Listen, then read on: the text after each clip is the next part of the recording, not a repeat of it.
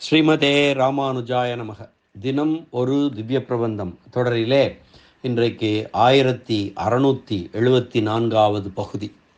திருமங்கையாழ்வார் அருளிய பெரிய திருமொழியை அனுபவித்து வருகிறோம். அதிலே 8ஆம் பத்தின் 8ஆம் திருமொழி பாசுரங்களை இன்று முதல் நாம் இணைந்து அனுபவிக்கலாம். இன்றைக்கு அதன் முதல் பாசுரம். இந்த 8ஆம் திருமொழியிலே நாம் ஏற்கனவே முன்னுரையில் பார்த்தபடி 10 அவதாரங்களையும் அனுபவிக்கிறார் திருமங்கையாழ்வார். இந்த 10 அவதாரங்கள் செய்த எம்பெருமான் தான், அந்த 10 அவதார பெருமான்களும் தான் இங்கே திருக்கண்ணபுரத்தில் இருக்கிறான், சேவை சாதிக்கிறான் நமக்காக. அவர்கள் அது அவதாரம் செய்த காலத்திலே நாம் இல்லை, இருந்திருக்கலாம், வேறு விதமாக இருந்திருக்கலாம். இப்போது அந்த அவதாரங்களை, அதனுடைய பெருமைகளை நாம் அறிந்து அவனை சேவித்து அனுபவிப்பதற்காகவே திருக்கண்ணபுரத்து எம்பெருமானாக சேவை சாதித்தருளுகிறான் என்று குறிப்பிடுகிறார் ஆழ்வார். இந்த முதல் பாசுரம் மச்ச அவதாரம். மத்ஸ்ய என்று சமஸ்கிருதத்திலும் மச்ச அவதாரம், மீனாக அவதாரம் செய்த அந்த திரு அவதாரத்தை பற்றி குறிப்பிடுகிறார். எதிர்சூழல் புக்கு திருவுகின்ற அவதாரங்களில் தனக்கு அறிவினை வழங்க வேதத்தை கொடுத்த அவதாரத்தை தாமறிந்த தன்மையை இந்த பாடலில் குறிப்பிட்டருளுகிறார் என்கிறார் பெரியவாச்சான் பிள்ளை சங்கதியாக. மீனாய் அவதரித்த பெருமான் இவன், திருக்கண்ணபுரத்தில் இருப்பவன். பாசுரத்தை பார்க்கலாம். வானோர் அளவும் முது முன்னீர் வளர்ந்த காலம், வானோரளவும் முதுமுன்னீர் வளர்ந்த காலம், வலி உருவின் மீனாய் வந்து வியந்து உய்யக் கொண்ட தன் தாமரை கண்ணன். மீனாய் வந்து வியந்து உய்யக் கொண்ட தன் தாமரை கண்ணன். ஆனா உருவில் ஆனாயன் அவனை, ஆனா உருவில் ஆனாயன் அவனை அம்மா விளை வயலுள் கானார் புறவின் கண்ணபுரத்து அடியேன் கண்டு கொண்டேனே. அந்த மச்சாவதாரம் செய்த எம்பெருமானை கண்ணபுரத்திலே அடியேன் கண்டு கொண்டேனே என்கிறார் இந்த பாசுரத்திலே. வானோர் அளவும் முது முன்னீர் வளர்ந்த காலம். முது முன்னீர் என்பது கடல். முது முன்னீர் பழைய அந்த காலத்திலே பிரளயம் வந்து கடல் தேவர்கள், வானோர் உலகம், தேவர் உலகம் வரைக்கும் அது வளர்ந்ததாம். அதைத்தான் சொல்கிறார். வானோர் அளவும் முது முன்னீர் வளர்ந்த காலம், அந்த பிரளய காலத்திலே வலி உருவின் மீனாய் வந்து, வலிய ஒரு மீன் அவதாரம் செய்து வந்து வியந்து உய்யக் கொண்ட, நாமெல்லாம் இந்த உலகம் உய்வதற்காக, உலகம் வாழ்வதற்காக வந்த தன் தாமரை கண்ணன். ஆனா உருவில் ஆனாயன் அவனை அம்மா விளை வயலுள் கானார் புறவின் கண்ணபுரத்து அடியேன் கண்டு கொண்டேனே. ஆனா என்றால் அழியாத, ஆனா உருவில் ஆனாயன். ஆனாயன் என்றால் பசுக்களை மேய்க்கும் இடையன். அந்த இவன் கண்ணன் எம்பெருமான் அவன்தான் இங்கே இருக்கிறான். அவன்தான் அந்த மீன் அவதாரம், மச்ச அவதாரம் செய்தான் என்று சொல்கிறார். பின்னிரண்டு அடிகளிலுமே கண்ணபுரத்தினுடைய செழிப்பு, சிறப்பு சொல்லப்படுகிறது. அப்படிப்பட்ட எம்பெருமானை நான் கண்ணபுரத்திலே கண்டு கொண்டேன் என்கிறார் திருமங்கையாழ்வார். நமக்கும் தான். வானோர் அளவும் முதுமுன்னீர் வளர்ந்த காலம், வலி உருவின் மீனாய் வந்து வியந்து உய்யக் கொண்ட தன் தாமரை கண்ணன். ஆனா உருவில் நாயனவனை அம்மா விளை வயலுள் கானார் புறவின் கண்ணபுரத்து அடியேன் கண்டு கொண்டேனே. கான் என்றால் காடு அல்லது நறுமணம், ரெண்டுக்குமே பொருள், ரெண்டு பொருள் உண்டு கான் என்ற வார்த்தைக்கு. கானார் புறவின் கண்ணபுரத்து, கண்ணபுரமே அந்த சோலைகள் பொழில்கள் சூழ்ந்தது, அந்த காடு போன்ற அந்த இடம், அங்கே இருக்க அந்த இடம் அந்த பூக்களாலே நறுமணம் சூழ்ந்து இருக்கிறது. கானார் புறவின் கண்ணபுரத்து அங்கே அடியேன் கண்டு கொண்டேனே என்கிறார். கடல் வெள்ளம் தேவர்களின் உலக எல்லை வரையிலும் பறந்து சென்ற காலத்திலே வலிமை கொண்ட வடிவுடைய மீனாய் அவதாரம் செய்து ஆச்சரியப்படும்படியாக எல்லோரையும் பிழைக்கச் செய்த தாமரை போன்ற திருக்கண்களை உடையவனும் விகாரமற்ற உருவை உடைய கண்ணபிரானாக அவதரித்தவருமான பெருமானை அழகிய பரந்த விளைவு மிக்க வயல்களை உடையதும் காடுகள் செறிந்த கொல்லைகளை உடையதுமான திருக்கண்ணபுரத்திலே அடியேன் கண்டு கொண்டு உய்ந்தேன் என்கிறார் இந்த பாசுரத்திலே.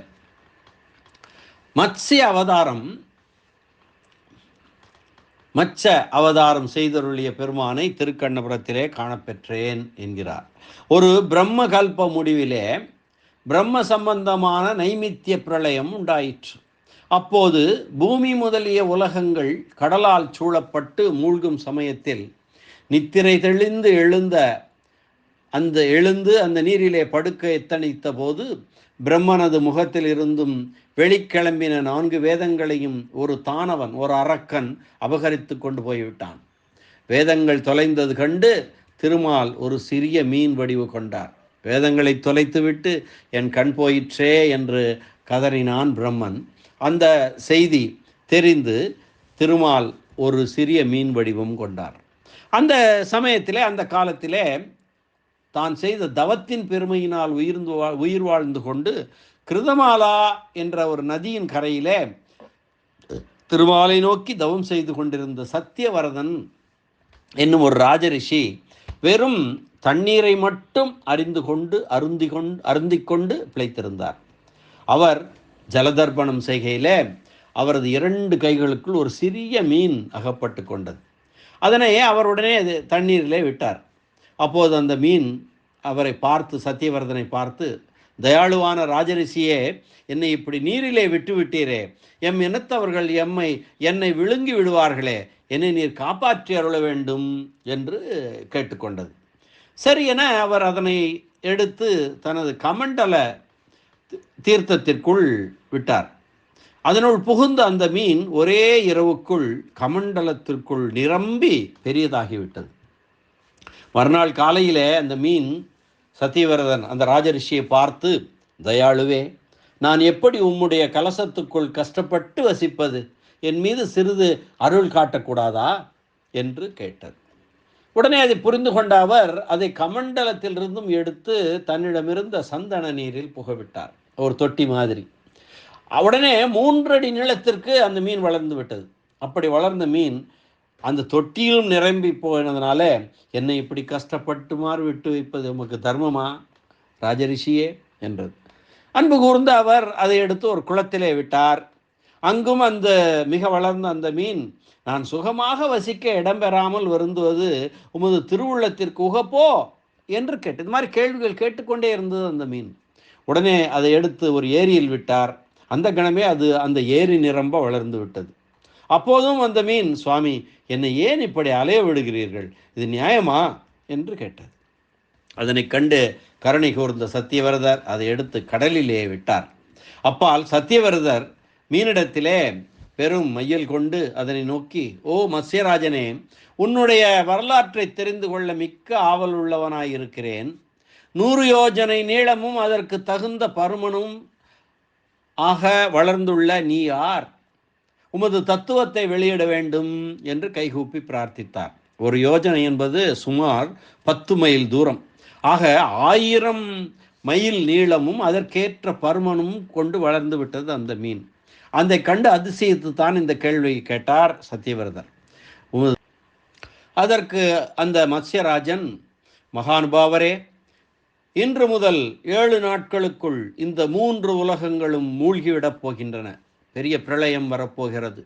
அதிலே 3 உலகங்களும் மூழ்கிவிடப் போகின்றன. அந்த பெருநீரில் ஒரு பெரிய ஓடம் வரப்போகிறது.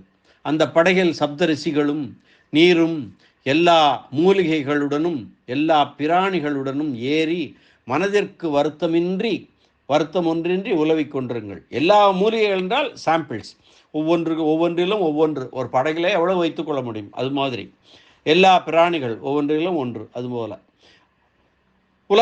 படகிலே உலாவிக் கொண்டிருங்கள் இந்த பிரளய நீரிலே. இப்படி நீங்கள் சஞ்சரித்து கொண்டிருக்கும் அளவிலே ஒரு பெரும் காற்று அடிக்கப் போகிறது. அதனால் அந்த ஓடமானது பெருநீரில் அலையப் போகின்றது. அச்சமயம் நான் அங்கு வருவேன். அப்பொழுது எனது தலையில் முளைத்துள்ள ஒரு பெரியதொரு கொம்பில் ஒரு பெரிய பாம்பினால் அந்த ஓடத்தை கட்டிவிடுங்கள். பிறகு நான் அந்த படகுடன் உம்மையும் எல்லா பிராணிகளையும் மூலிகைகளையும் ரிஷிகளையும் செடிகளையும் சுமந்து கொண்டு அந்த பிரளய பேருருள் நீங்கும் வரையில் நான் கடலில் சஞ்சரிப்பேன். அப்போது எனது பெருமையை நீர் உணர்வீர் என்று சொல்லிவிட்டு மறைந்து விட்டது. ஆச்சரியமடைந்த அந்த சத்தியவரதர் பகவானாலே குறிக்கப்பட்ட அந்த காலத்தை எதிர்பார்த்திருந்தார். சப்த மேகங்களினுடைய ஆரவாரத்துடன் கடல் கிளர்ந்து எழத் தொடங்கியது. பகவான் குறித்த தினத்தில் ஒரு பெரிய ஓடம் அந்த கடலிலே வரக்கண்டு மகிழ்ந்து சேகரித்து வைத்திருந்த எல்லா செடி கொடி விதைகளையும் அந்த படகிலேற்றி தாமும் ஏறினார். ஏறி சப்தரிஷிகளும் தாமுமாய் பகவானை சிந்தனை செய்து கொண்டிருக்கையில் பெரிய கொம்புள்ள மத்ஸ்ய ரூபம் கொண்ட பகவான் காணப்பட்டார். அது அப்போது 1,00,000 யோஜனை நீளமும் 10,000 யோஜனை பருமனும் ஒற்றை கொம்பும் பொன் வர்ணமும் சகலலோக மனோகர ரூபமும் வாய்ந்தவராக காணப்பட்டார். உடனே அந்த சத்தியவரதர் ஒரு பெரிய பாம்பை கொண்டு அந்த மத்ஸ்ய பகவானது கொம்பிலே அந்த படகை கட்டிவிட்டார். அந்த பெருமான் அதை வகித்து கொண்டு அண்டகடாகத்தளவும் செல்ல துள்ளி விளையாடி முன்பு அசுரர் கவர்ந்து சென்ற வேதங்களையும் மீட்டு கொண்டு வந்து அருளினார். ஆக இப்படியாக பிரளய ஆபத்திலிருந்தும் பிரஜைகளை காத்தருளியதும் வேதங்களை மீட்டு கொடுத்து உபகரித்து அருளினதும் மத்ஸ்ய அவதாரத்தினுடைய வரலாறாகும். வலியுருவின் மீனாய் வந்து இந்த சொற்றொடருக்கு இந்த இடத்திற்கு வியாக்கியான சக்கரவர்த்தி பெரியவாச்சான் பிள்ளை அருளிய வியாக்கியானம் கடல் வெள்ளத்தை தன்னுடைய ஒரு செலுவிலே அடக்கவல்ல மத்ஸ்யமாய் என்பதாகும். செலு அப்படி என்றால் நம்ம ஏற்கனவே சொல்லுவோம், மீன் உட்புறத்திலே இருக்கக்கூடிய முள் செதில் என்று இப்பொழுது சொல்லுவோம். அல்லது மீன் சட்டை எனப்படும், மீன் சிறகு என்றும் கூட சொல்வார்கள். அந்த செதில் அதற்குள்ளே அவ்வளவு பிரளயத்தின் நீரையெல்லாம் அது கடல் வெள்ளத்தையெல்லாம் அதற்குள்ளே அடக்கும்படியாக ஒரு மத்சமாய் வந்து அவ்வளவு பெரிதாய் வந்து என்று சொல்லுகிறார். மான யோசனை அள ஒளி மெய்யுருவள வாய்ந்த மீனமாயின நெடுங்கடல் பறவையின் வீழ்ந்து காண வெண்திரை கருங்கடல் அலறல கலக்கி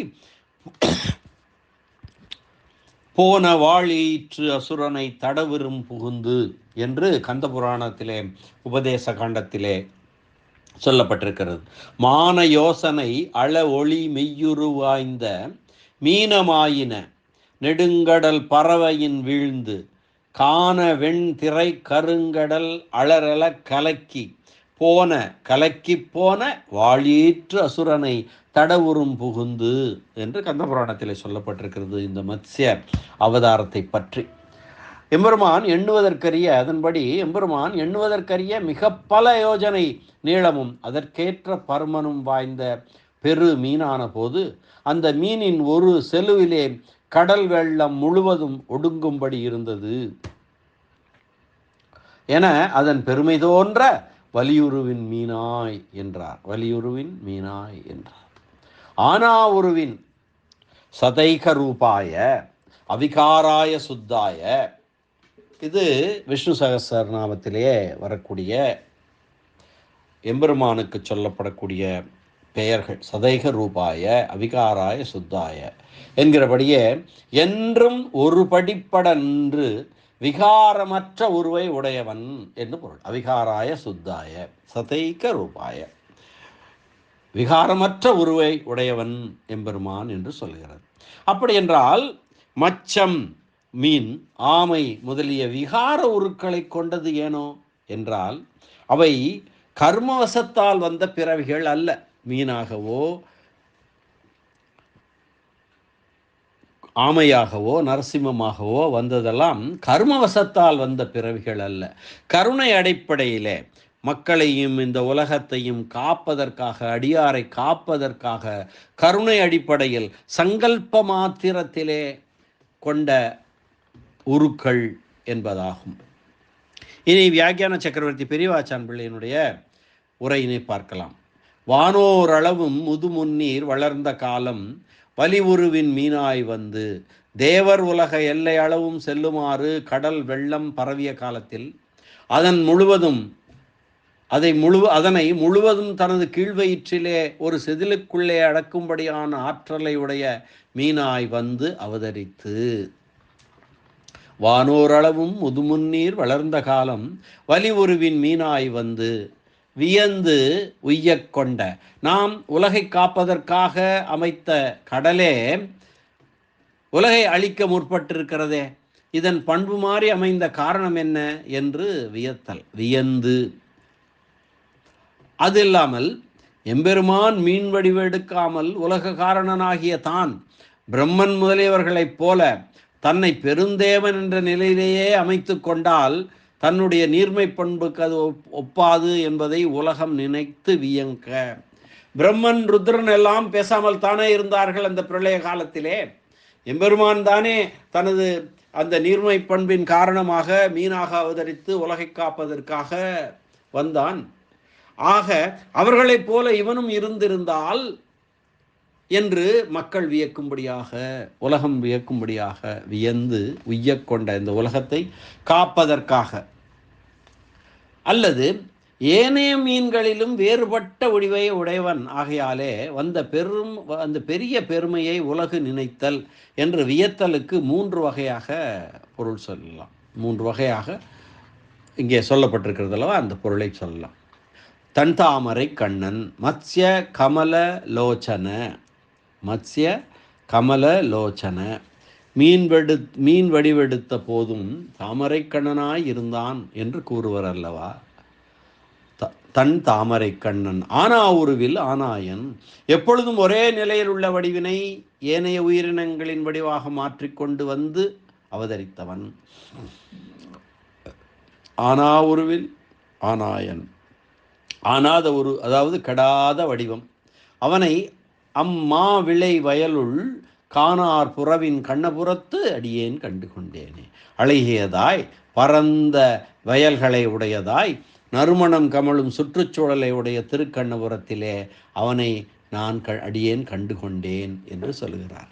கான் என்றால் நறுமணம் என்று ஒரு பொருள், காடு என்ற ஒரு பொருள். ஒரு புறம் காடாயிருக்கும் போதும் அங்கே அடியவனாகிய நான் காணப்பெற்றேன். யாரை காணப்பெற்றேன்? எம்பெருமானை காணப்பெற்றேன். அவன்தான் மத்ஸ்ய அவதாரம் செய்து இந்த உலகை காத்தவன், பெரும் பிரளயத்திலிருந்து காத்தவன், வேதங்களை மீட்டு கொண்டு வந்து தந்தவன் என்று சொல்கிறார் ஆழ்வார். மீண்டும் ஒரு முறை பாசுரத்தை அன்வைக்கலாம். வானோரளவும் முதுமுன்னீர் வளர்ந்த காலம் வலிவுருவின் மீனாய் வந்து வியந்து உய்யக் கொண்ட தன் தாமரை கண்ணன் ஆனா உருவில் ஆனாயன் அவனை அம்மா விளை வயலுள் காணார் புறவின் கண்ணபுரத்து அடியேன் கண்டு கொண்டேனே என்ற இந்த அற்புதமான பாசுர அனுபவத்தை இந்த அளவிலே நிறைவு செய்து மீண்டும் நாளை சந்திக்கலாம் அடுத்த பாசுர அனுபவத்துடன். நன்றி, வணக்கம். ஸ்ரீனிவாச வெங்கடேச ராமானுஜதாசன் திருவரங்கம். திருக்கண்ணபுரத்து எம்பெருமான் நீலமேகப் பெருமான் திருவடிகளே சரணம். அரட்டமுக்கிய அடியார் சீயம் கலிகன்றி திருமங்கை ஆழ்வார் திருவடிகளே சரணம். வியாக்கியான சக்கரவர்த்தி உரைப்பெருமன்னர் பரமகாருணிகர் பெரியவாச்சான் பிள்ளை திருவடிகளே சரணம். ஆழ்வார் எம்பெருமானார் ஜீயர் திருவடிகளே சரணம்.